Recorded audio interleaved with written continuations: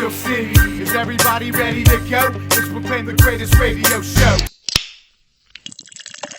Welcome, fans, to another episode of The Spread. I'm your host, Jim Sella, in studio with Jay Dash and JK47.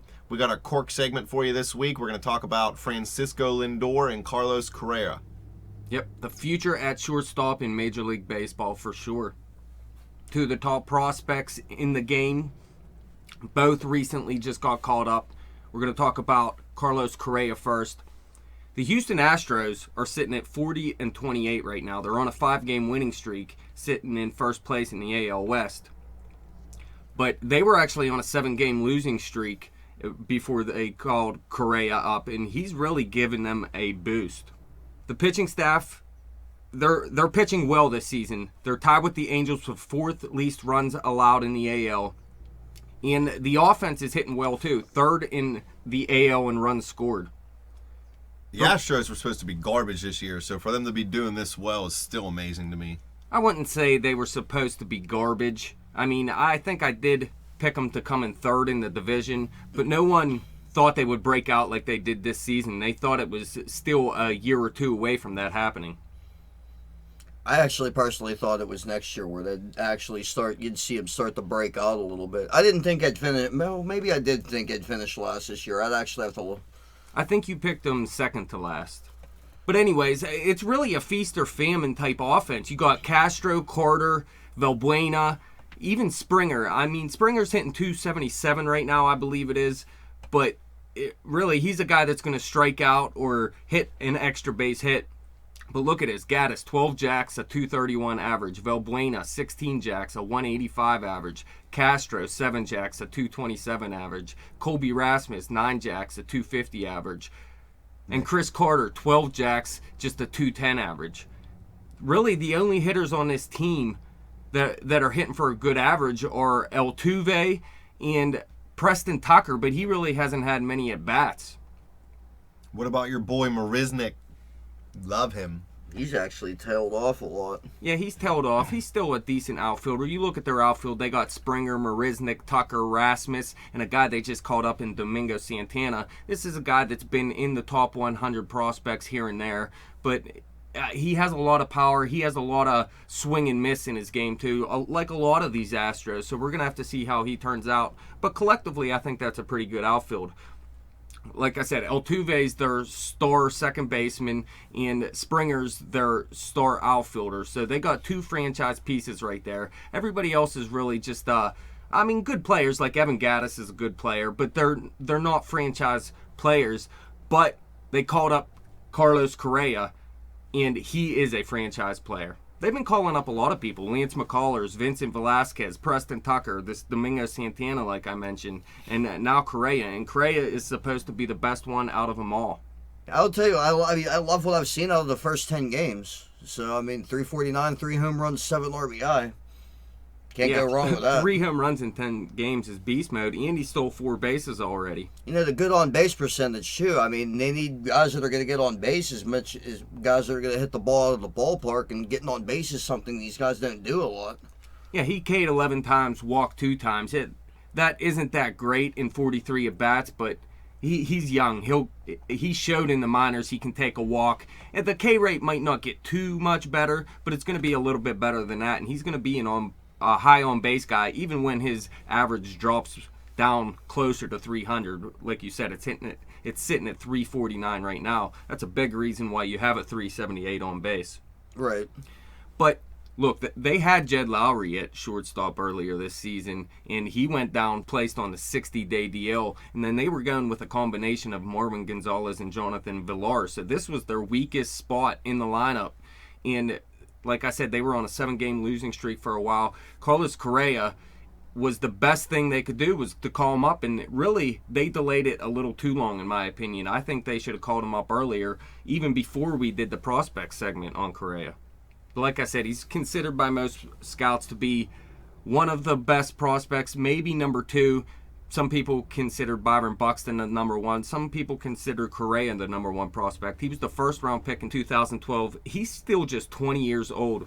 And he showed in the minors. He was dominating this season. A 335 average with a 407 on base, 10 jacks already in 215 at bats. He was taking the walks. He wasn't K'ing too much. But look at this, 18 stolen bases. He really broken out in the stolen base department this year. And he's already shown it in the bigs. Like I said, 4 stolen bases. And if you look, he already had a 3 stolen base game. And he's the second youngest player over the past 100 years with a 3 stolen base game. And he's showing it in... He's showing his skill in many ways already. He had a 3-hit game on the 15th versus Colorado, a 3 RBI game on the 17th at Colorado, and already a 3 stolen base game at Colorado on the 18th. So he's showing all his tools already. I expect the league to adjust to him, though, and him to go through a little bit of struggles for a little bit until he readjusts, and then he'll be a beast. He has a hit in 9 of his first 10 games. He's currently on a 5-game hitting streak. During that span, he has 3 multi-hit games. So he's getting it done in every way. And like I said, he's showing all his tools off already. I don't know if I expect him to stick at shortstop long term. I think he'll stay there for at least the first 5 years of his career. But I think in the end, he's going to be moving over to third base. What do you think, 47? He's a big guy. He reminds me of A-Rod. I think he's going to do the same thing A-Rod did. He's going to be a great hitter, playing shortstop, and eventually move over to the hot corner. Well, I haven't really seen him on the field all that much. I couldn't tell you how Correa fields. But I'll tell you what, if he's great with the glove, look at Cal Ripken. Cal Ripken was a big shortstop, and he's stuck at the position. Eventually, he did move to third base. Yeah, he did move to third base, but it was a lot later in his career, yeah. But we're talking about Cal Ripken. Maybe he's going to be the Puerto Rican Cal Ripken. Please believe Correa. with A-Rod's offensive stats, hopefully. Puerto Ripken. I was going to say, I think A-Rod would actually be a player I would compare him to. Yeah, me too. And whether he plays shortstop or third base, his bat's going to play. And I expect this guy to be a 300 type hitter, a very high on base percentage, close to 400 in some seasons. And I think he's going to be... He could hit 30 home runs for you. I don't think he's going to be a consistent 30 home run hitter, but he could steal 30 bases consistently, I believe. And this guy's going to be in the middle of Houston's lineup for years to come, and I actually think he should be the number 3 hitter. Got to put your best hitter at number 3, right? Please believe.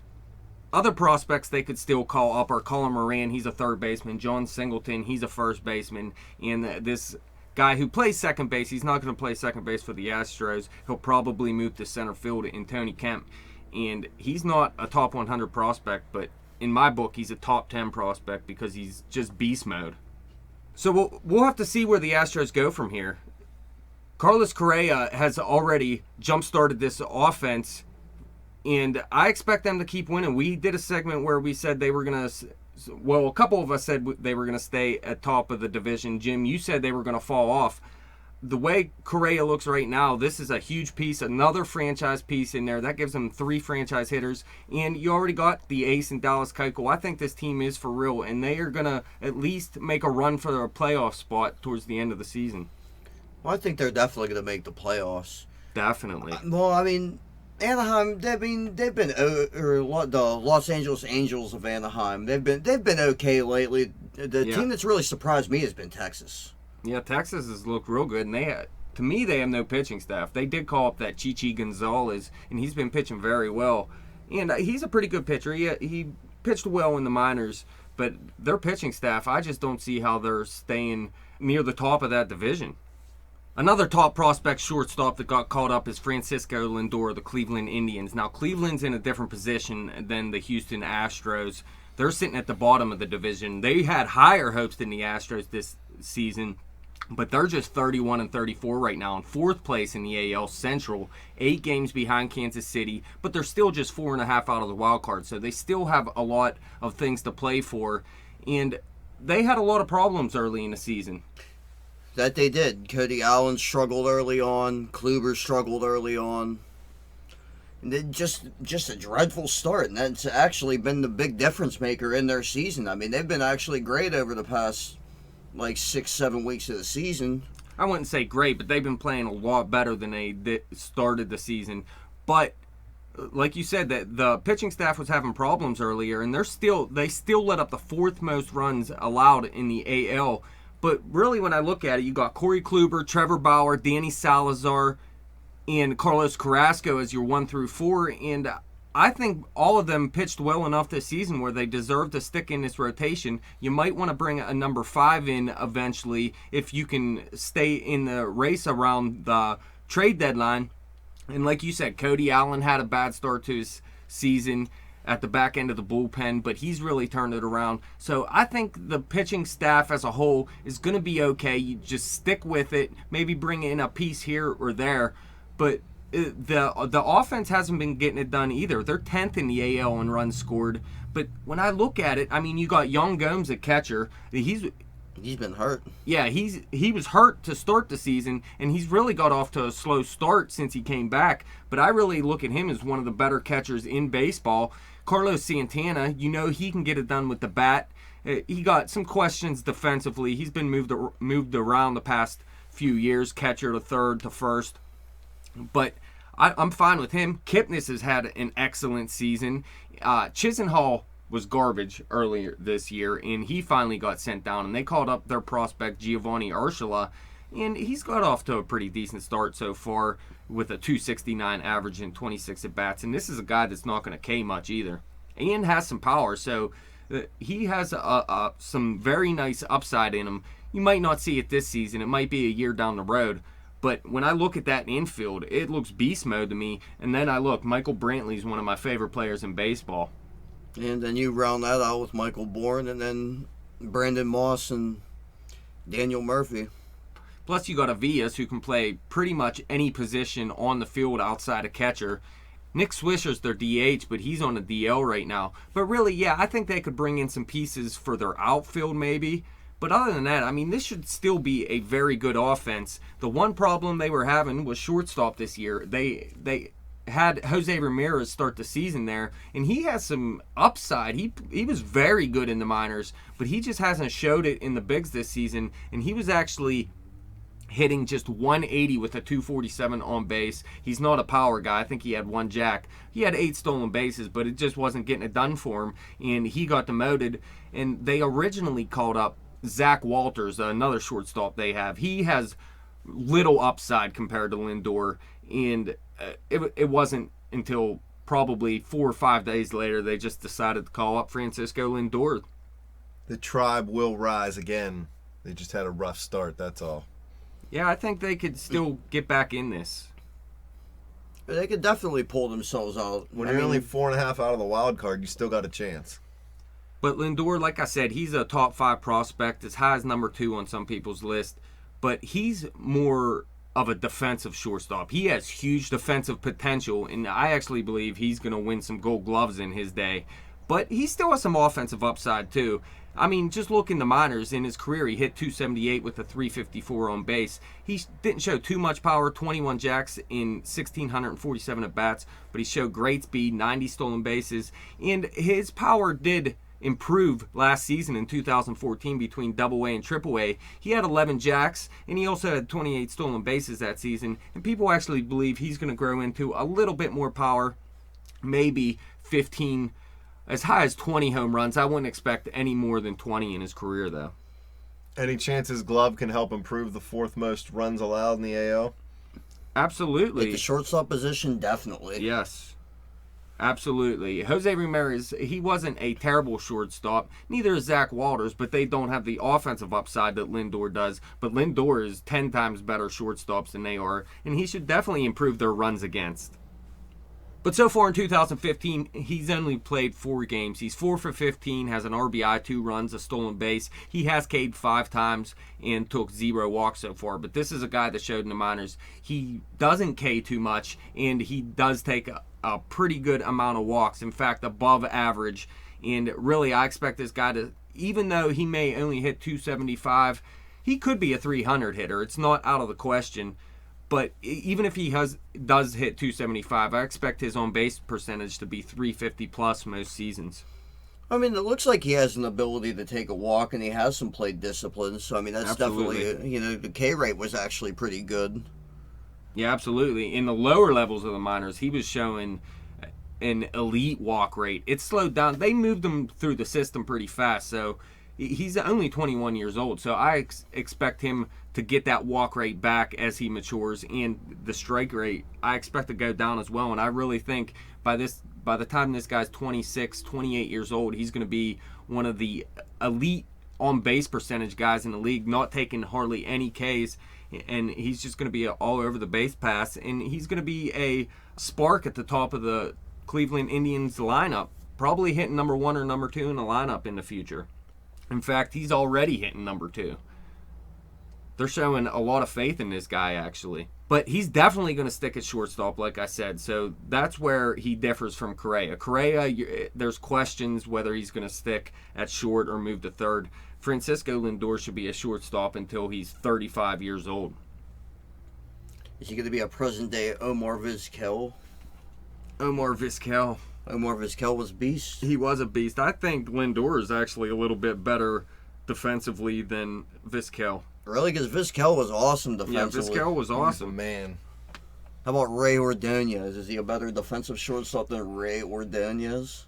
I thought Ray Ordonez was a beast defensive shortstop, but Yeah, too bad he couldn't hit. yeah, he couldn't hit, so his career didn't last very long. So I'm going to say Lindor is a better defensive shortstop by the time his career is over.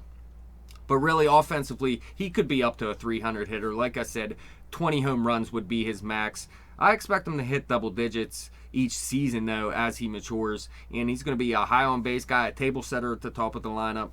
Whereas Correa, like I said, he's a number 3 hitter. He's going to be driving in runs for you. He's going to be all over the base pass, too. Correa, more offensive upside. Lindor, more defensive upside. But I wouldn't sleep on Lindor's offense at all. No, he's definitely going to be solid. Yeah, I believe so, too. What do you think about this year, though? I definitely think Correa this year is better to have in terms of fantasy, at least. But what do you think? Is Lindor going to provide a spark for this team and get them back in this race? Well, I mean, he's definitely going to be an improvement over what they had, okay? So, Right. I mean, right there, you got to look at a win improvement based on that alone. And Plus third base, Urshela is an improvement, in my opinion, too. So there's 2 improvements right there. You got Kipnis playing like an MVP right now, pretty much. Because, I mean, let's face it, offensively, Kipnis and Brantley are going to have to pretty much carry them the rest of the year. Correct. You know, and hopefully Gomes will pick up his Gomes and game. Santana could pick it up a little bit too, I think. What's he hitting? Just 216 right now. But he does take a ton of walks, so he has a high on-base percentage. He has 49 walks already compared to 43 Ks. But yeah, I expect Santana to pick it up a little bit. I expect young Gomes to pick it up a ton, though. Now, I believe this guy is a good offensive catcher, and he's just not shown it so far. So, everything's pointing skyward for the Cleveland Indians these days. Very exciting stuff, Stella. Everybody in Cleveland's good except for the Browns. Last question here, 47. Who has the better career, Francisco Lindor, Carlos Correa? Answer your question, J-Dash. Carlos Correa, based on his first 10 games, been a monster. He's been a huge spark for this team. But don't count out Francisco Lindor, you know. I mean, the guy's got the longevity to stick at shortstop. He's going to be a solid stick. He's going to steal some bases, take some walks. So, I mean, what it comes down to is injuries. You know, the guy who stays the most healthy is going to have the most productive career. Because, I mean, even if you have a great bat, that doesn't mean you're necessarily a great shortstop. Well, we keep comparing Correa to A-Rod. If he does what A-Rod did in his career, he might be out of the game in a couple years. Well, that wraps it up. I want to thank you guys for coming in studio. Thank you, fans, for listening. Fans, you could follow us on Twitter at bet_the_spread. You could follow me on Twitter at betjimthewin. Check out the website at thespreadnews.simplesite.com. Like us on Facebook and subscribe to that YouTube channel.